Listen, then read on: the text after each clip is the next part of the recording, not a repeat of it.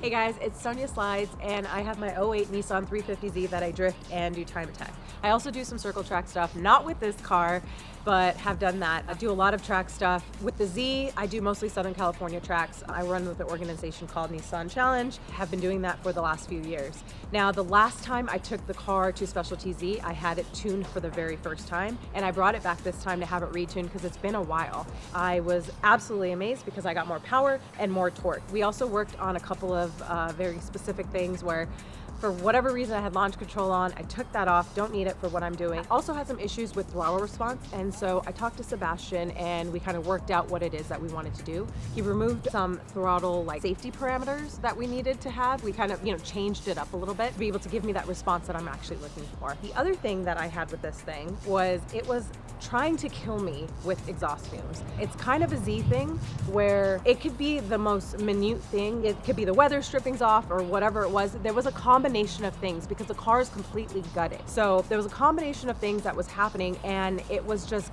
killing me if I was, street driving or track driving the car. Seb and Edgar just took some time and just sitting there and keeping everything out and just diagnosing everything step by step by step. And it was absolutely amazing. We went through every little detail to make sure that we can close off as much as possible. I haven't taken it back on track, but I really think that this is probably the fix. So I'll let you guys know soon.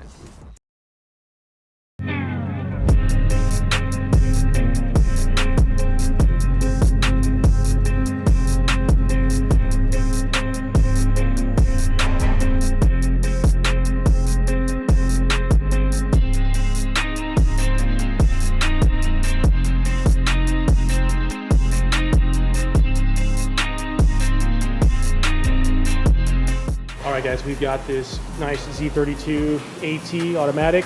We've done Sport 530s on it. We're going to hit the dyno on it. In addition to the Jim Wolf Sport 530 turbos, we've done our 5-bolt downpipes, 3 to 2.5 inch TPs, and then we've also done our catback. This thing was completely bone stock in that department, stock turbos, stock exhaust.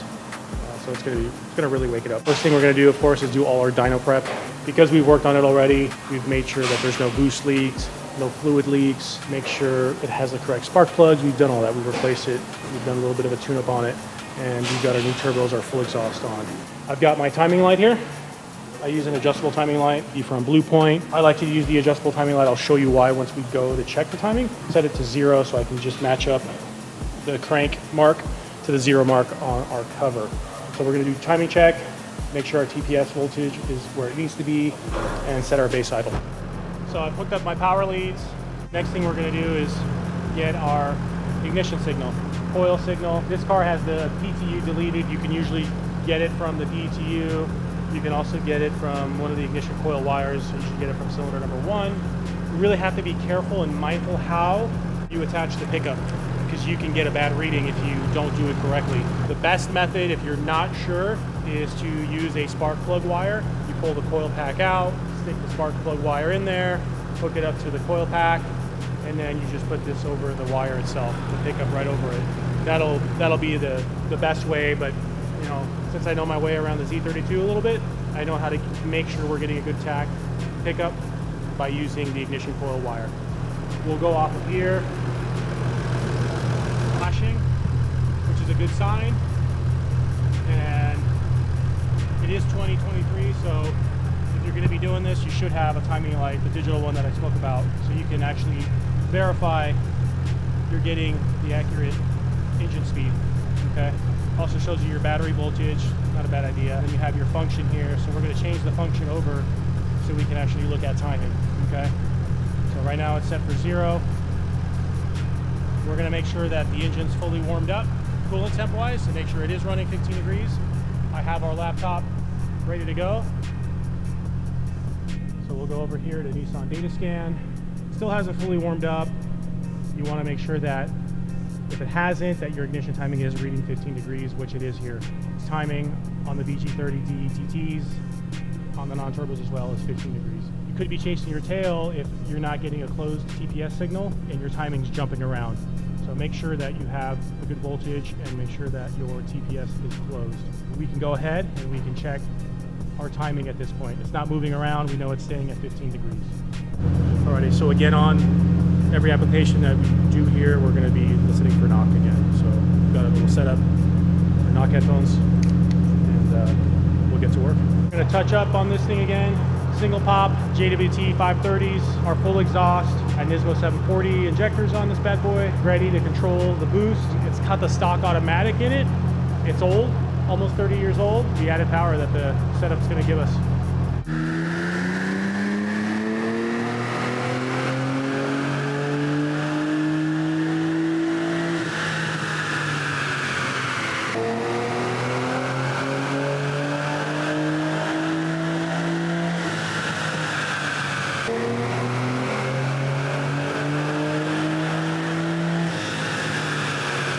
So the weakest link in this car right now that we've upgraded turbos and done the rest of the bolt-ons, is the stock automatic.